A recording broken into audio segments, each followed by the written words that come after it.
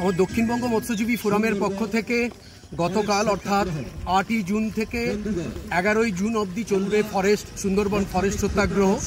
আসলে এই ধরনের কর্মসূচি আমাদেরকে ফরেস্ট ডিপার্টমেন্ট এবং আমাদের পশ্চিমবঙ্গ সরকার, যারা মা মাটি মানুষের সরকার বলে থাকে, তারা আমাদেরকে আজকে বাধ্য করালো, যারা মা মাটি মানুষের প্রতিনিধি, যারা হয়ে নবান্নের ঘরে বসে আছেন, তারা আজকে এইরকম তীব্র তাপদাহে আমাদেরকে পথে নামতে বাধ্য করলো।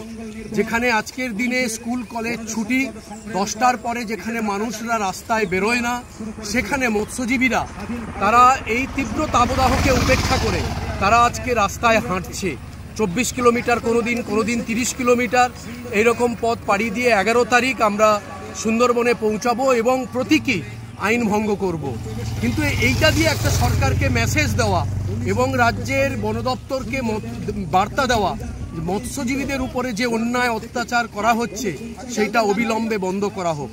সাথে সাথে এটা আমার অনুভূতি, সেই অনুভূতিটাও আমি আপনাদের সাথে শেয়ার করতে চাই যে আমরা ইংরেজ শাসনের গল্প পড়েছি, তাদের কথা শুনেছি, কিন্তু যদি আমাদের এই সময়ে বর্তমান 2025-এর যদি আমরা দেখি যে ইংরেজ বলতে ফরেস্ট ডিপার্টমেন্টের যে অত্যাচার, অবিরাম অত্যাচার যে চলছে, সেই অত্যাচার দেখেই মনে হয় যে ইংরেজ শাসন কেমন ছিল। এরা কোনো অর্থে, ইংরেজ শাসনের কোনো অর্থে কম নয় এই ফরেস্ট ডিপার্টমেন্ট।